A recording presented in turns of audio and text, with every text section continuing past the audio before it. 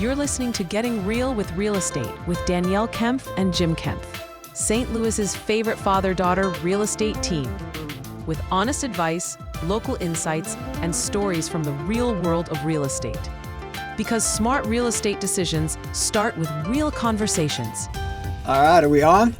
We are on. Hey, we are rocking and rolling. We are rocking and rolling. I'm laughing a little bit because something I just said before we started rolling tape. Do you want to tell them? You can tell them. Huh? You can tell. Yeah, you can tell them. So Danielle asked me if my phone was turned off. Just so it doesn't disturb the podcast Right, here. I don't want to disturb the podcast. And I say, yeah, it's silent but deadly. And that's not today's joke, surprisingly. Oh, God, sometimes I crack myself up. I'm so glad you do. I do. So what do we got for the show today? We got a pretty, I think we got a good podcast today. I think so. I'm excited to talk about it. We're can I tell everybody what it is first before the joke? For it. All right, Give them a little tease. Yeah, we're going to talk about another real estate acronym. Mm-hmm. One you've all probably heard before. You've all heard it. We say it like 20,000 times a day. Yeah. It's the MLS. What in the world? The MLS. What does that stand for? What's that stand for? Multiple Listing Service. Very good, right? Mm-hmm. And our local multiple listing service, or our local MLS, is MARIS, which stands for the Mid-America Regional Information System. There you go. There you go. Yep. You got it. Because you forgot it before. Nuh-uh. Just saying. Anyway, so we're gonna talk about that a little bit. What it is, why it's important, what it does. A couple of other kind of recent topics that are affecting it. Yep. Right, a little bit. But as we must have on every podcast, we have a joke to tell. We Danielle do. does. I do. She's the funny one of the crowd. Yeah. Sometimes it's a dad joke, and today's is another good dad joke. So, why did the real estate agent cross the road? Why did I don't know, to put his open house signs up? I'm not sure. Oh, you're so close. You had me do that a lot as a kid. To list the house on the other side. To list the house on the other side. I love You it. had to make the kid go grab the signs across the street. I never did that. I'm telling you guys, she's making that up. No, you had me. Anyway, we'll argue that later. We'll argue that till the day we die. Probably so. All right. So back to let's get on topic here, for goodness sake. Okay, so we're talking about the MLS. The MLS. What? Yeah. So besides what it means, what is it? So it's a shared database, right? Mm-hmm. That all. Can I say all that real estate agents use? We do. I think all of them do, right? So it's like it was described as a giant online bulletin board, right? Where real estate agents can post details about homes that are for sale. Of course, with pictures, descriptions, all the good stuff. Yep. Documentation, the supplements, docs, yeah. right? Like those would be like seller disclosures, lead paint statements, those kind of things. Yeah. It's the back end source to like the Zillow, the Realtor.com, Homes.com. It's the back end source for us and for those like websites as well. Yeah. So in the multiple listing services, there's a program called IDX. Don't ask me what it means. I'm pretty sure Internet Data Exchange. That's what I'd say it is. No, you're right. Yeah, I know. That is what it is. But how it works, I have no clue. I tell people that every time when we go to list houses. Don't really know, don't really care. But what it does do, like Danielle said, is if it pushes all those listings out to all those sites like the Z site of the world, the Realtor.com. The Z's, the R's, the H worlds. Yeah, the R's, the Redfins, you get the picture. Any site that has homes for sale on it, right? It pushes those things out there. So why, why is it important? Yeah, why does it matter? What's the what is it? Mm-hmm. Yeah, why does it matter, right? Okay, so the first what we'll talk about is the wide reach. Yeah. Right. So I guess what I would say is like when we list a home, right? You're hiring us to market your property, right? And the MLS helps us to market that to as wide of buyer pool. Thank you for that. As possible, right? So obviously a big benefit because you want as many eyes on your house if you're selling it, right? Most cases, most normal people. Yeah. I don't want to say normal. In today's age, I think it's right at 100% of buyers are looking online in their home search. Yeah. So that's the first place they're going to look, and that's where you want to be. So that's why you want it. It's all up-to-date information. So that's another good one. We as agents, we update that, for our listings as we need to. Here and there, maybe it's a price adjustment, maybe it's some terms. We're adjusting it all the time on there. And then that updates out onto the Zillows and the Realtors, all the different websites. Right. Sometimes there's a little bit of a delay with that. Like, I think Zillow is like a 5 or 10 minute buffer time from when we update it to when it gets posted. Yeah, but I mean, that's not too bad. That's pretty quick. That's pretty quick. But, ours is the most up-to-date information that we can see on the back end. Yeah, perfect. Okay. So, yeah, I mean, it's really kind of like what we would say is probably the most important tool in our toolbox to help connect buyers and sellers. Right? Agreed. Of homes. So that's kind of what it is and why it's about. So, clear cooperation. That's a topic of interest, right? That people have been, it's coming up. Normal people like y'all who are listening might not talk about this. But if they're listening to our podcast, they might be knowing. Right. They probably, maybe they do. You see a news article here and there, you don't quite fully understand it though. So we're going to break it down a little bit. So we're going to talk about something called, I can make an acronym out of it, the CCP. Yep, another acronym. Clear Cooperation Policy, yep. Right, from the National Association of Realtors. Mm-hmm. What is that? Do you want to describe that just basically, or you want me to get that? You can describe it basically. I have the actual. Okay. Well, term. I mean, just basically, right? It's a guideline that's been established to ensure that real estate listings are marketed openly, fairly, and promoting cooperation between realtors and providing maximum exposure for properties is kind of what it's all about. That's a lot shorter of a way than I had. What did you have? You probably had... I had the Section 1.01 of the Clear Cooperation Policy to Section 1.3 and a couple notes on both of those. Straight from NAR. You tell who the smart one of this bunch is. We can fall asleep listening to that one. Yeah, if you need to go to sleep. Like we tell people about some of our contracts. If you can't sleep some night, start reading that one. It's a cure to insomnia. Yeah. But essentially what it, I guess kind of in a nutshell, right? Mm-hmm. If an agent is going to start marketing a property, right, and that might be public marketing a property. Yeah, so what are some examples of that? Flyers, yard signs, email, digital marketing if you're posting it on like Facebook or anything like that. Open houses. Any stuff. Email blasts. Like so us as agents, we get a ton of emails from other agents. Right. It's like, check out my new listing. So we can't do any of that. Right. So once an agent starts to do that, that property's got to be on the MLS within 24 hours. Which makes sense. Okay? I mean, if someone sees a for sale sign in the yard, they want to probably get some more info on it. And if you can't find it online, you're like, what's going on with that? Yeah.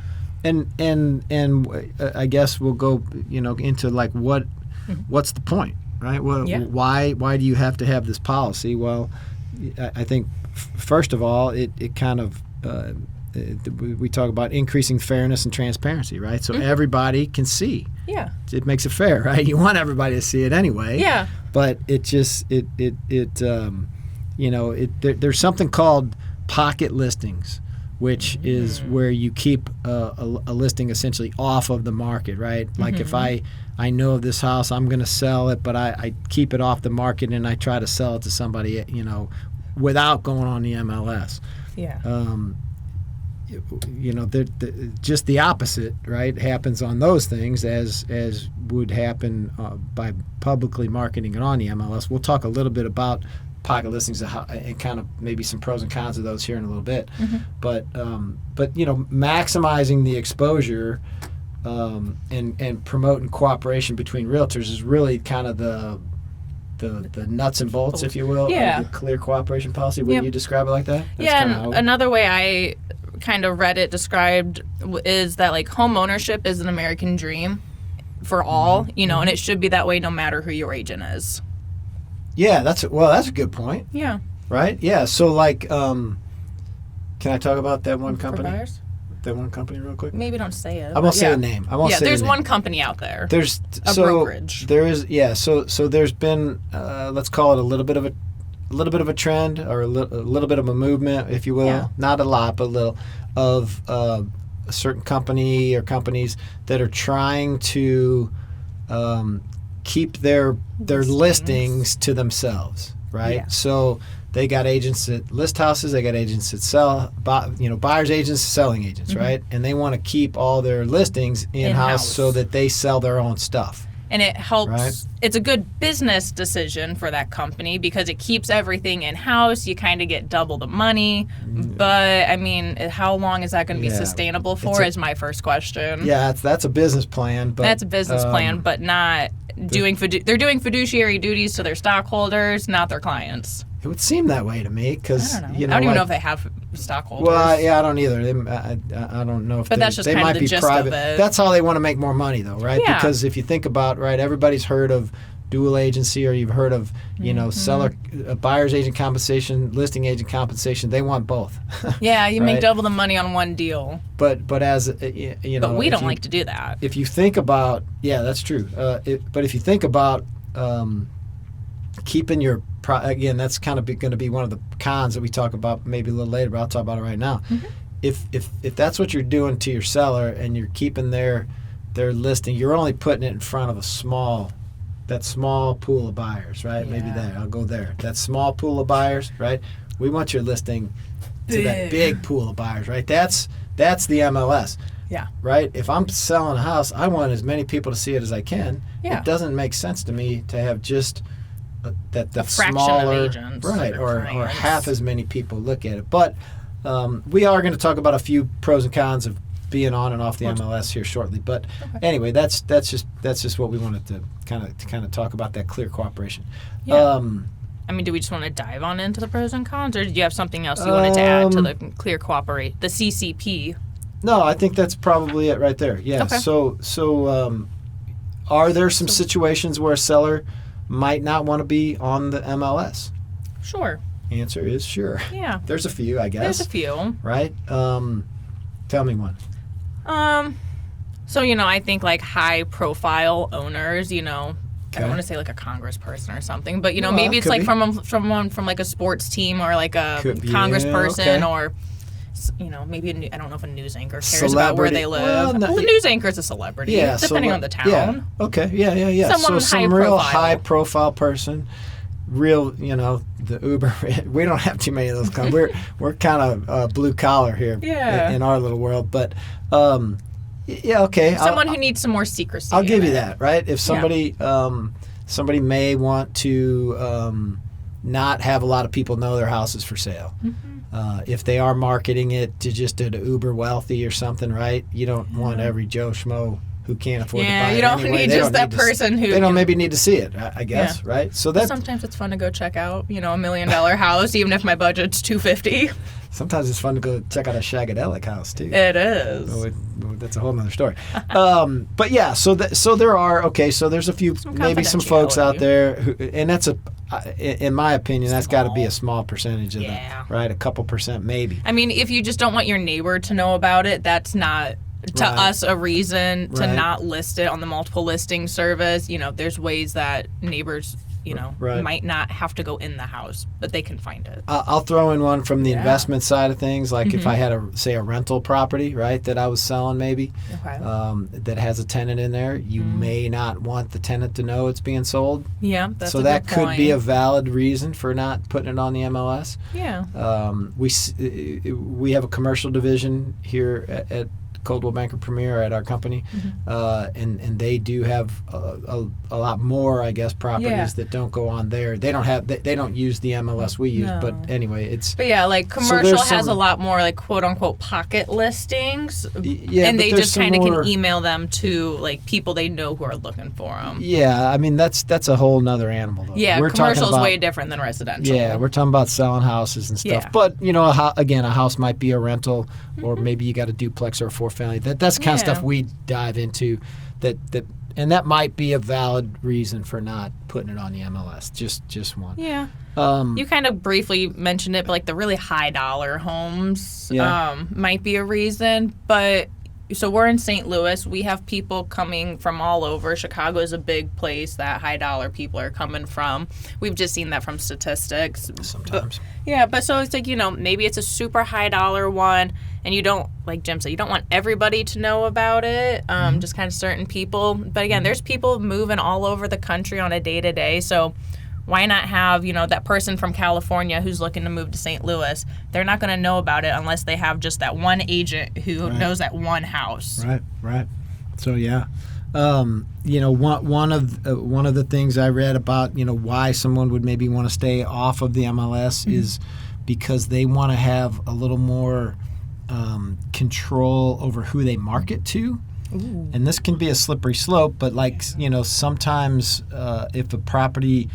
If a seller wants to market to a very specific group of buyers, like those in a certain neighborhood or certain real estate groups or a certain buyer pool with maybe certain characteristics, they may want to stay off and just market exclusively to kind of those target markets, if you those folks.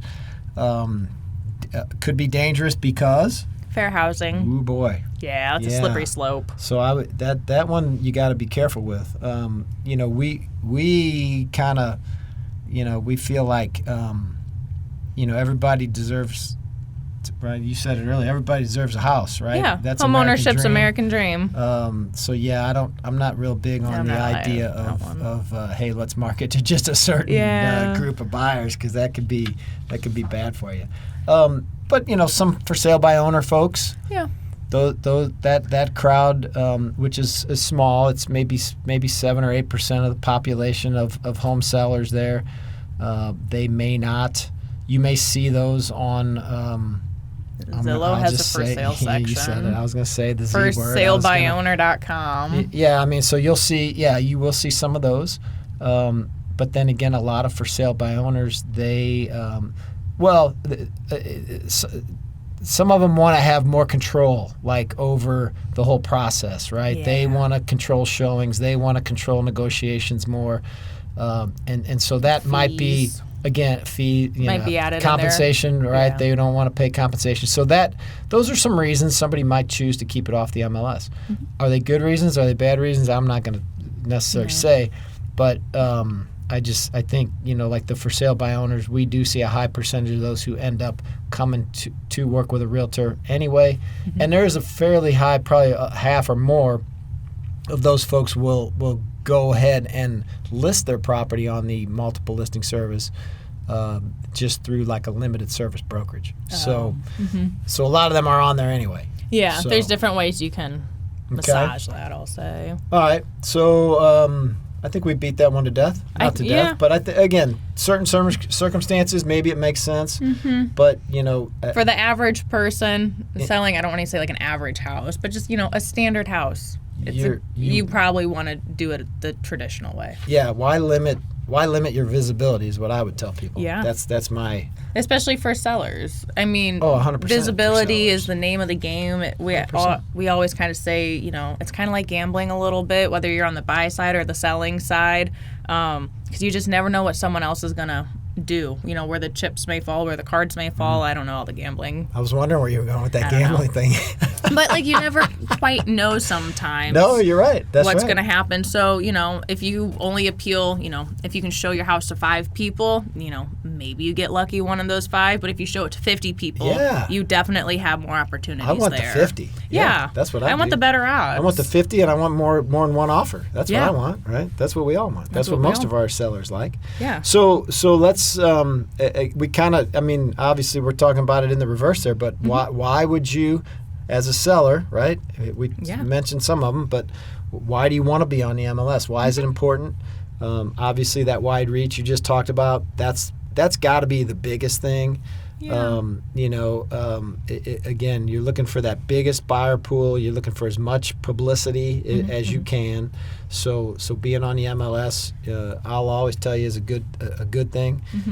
You'll say the same thing. I think most realtors would. Yeah. For the selling side, you can see how you compare to your competition. That's kind of what we look at when we're listing houses. What similar houses like ours, are they on the market? Did they go under contract quickly? We look at a lot of market data to get your home ready for sale. Yep. And if that's not available for us to look at, that's a good point. You know, if we can't see the data, we can't really help you. I don't want to say we can't help you, but we can't help you to the best of our ability. That's a great point, because if that data set is limited, then it's much They're harder. hiding listings, no sales data, no comps, not accurate representation of what's on the market right now. Right. So that impacts how you comp a house, and that could impact the entire real estate market, quite frankly, right? Because we want to look at everything, like you just said, to be able to come to a proper market value for you. And if a lot of those are now disappearing, that hurts everybody. So that's a really good point. Yeah. For our buyers, right, the access to homes that are on the MLS, we want to make sure they can see everything that's out there, right? It's the same kind of thing there, I guess, right? So they can make a smart decision. But those buyers need to see everything. Again, they need to see what stuff is selling for. So, so they're making the right decisions as well. Kind of like a minor thing on the buying side of it, but our multiple listing service connects how we schedule showings. So as an agent, we just can't walk into a house at any time. Yeah. And so we have to schedule that with the sellers, say they're still living there. So we are able to schedule showings with our buyers without having to call the agent who has to call the homeowner. There's a system, we go straight to the homeowner to request our showings. Yeah. Well, that's a really good point too. And the other thing too that reminded me of, if we get into a situation like the brokerage company we talked about that's trying to increase the number of pocket listings so they can sell just within their organization, right? If that were to really become popular, every brokerage would have their own little place that people got to go to look for listings. Their own website. Right? So think about being a buyer, all right? And you got to go to... We'll use the car buying analogy. Well, yeah, okay, it is kind of like... Perfect example. It's kind of like buying a car, right? Yeah. Okay, so you got to go to every dealer's website to look and see if they've got that, pickup truck model that you're looking for, right? So I just did that. I was going to say, speaking from example, how many tabs did you have up? Well, that's the thing. You got to go to like 20 different sites to look. Now, there are car buying websites that are similar to like an MLS service, Car Gurus and some of those. So that was a lot easier from me being the buyer, right? I could jump on there and type in what I'm looking for, kind of search-wise, and it would show most of the dealers that have that stuff. Yeah, but not all of them. Not all of them, though, right? So, there would... So just like on houses, if as a buyer I had to go to Coldwell Banker's website, and then I had to go to Keller Williams' website, then I had to go to whoever's website, and then just one after other, gosh, isn't it better just to go to, right, for the buyer? One-stop shop. One stop, you see them all, you know what's out there. It just makes sense for everybody, buyer and seller. So, I like what you said about the showing services and stuff, because again, if you're a buyer and stuff is you got to go to 12 different sites, and then you got to go through 12 different people to schedule a showing, and how awkward is that? How are you going to do that on a weekend? You want some free time for yourself. Yeah. But then I'm going to stay on that topic for the showings, flip hats to our seller side. You know that if you have an agent scheduling a showing on your house, that's probably a serious buyer looking. Oh, it's not just a neighbor stopping through an open house because they're nosy. No, you have a buyer and their agent coming through. So, it's secure because agents, we have to go through background checks to be able to do this. Yeah. So whoever's coming through is legit. Yeah. No, I think that's great. Yeah, absolutely. So, we talked about it protects you from making a bad decision, like relative to fair housing as well, right? Liability there, so that can be a problem. So really, I guess we'll kind of start to wrap things up here. But the bottom line, folks, is access for all. Access for all is great, right? That puts it in a nutshell. But we support and we want, right, strong multiple listing services, so that everybody, when they're looking to sell or looking to buy, has one place to go where we can see everything and get the best and most current best information service for you. for our clients, whether you're a buyer or a seller, investor, whoever you are. We want to be able to help you the best we can. Yep, it's one of the best ways to go. So that's it for this episode. And I am going to make just one note because I see your phone ringing, and that's why I told you to silence your phone before we started. And it was silent. And it was silent, but it rang. Nobody heard that. I saw it. Saw it, but nobody heard it.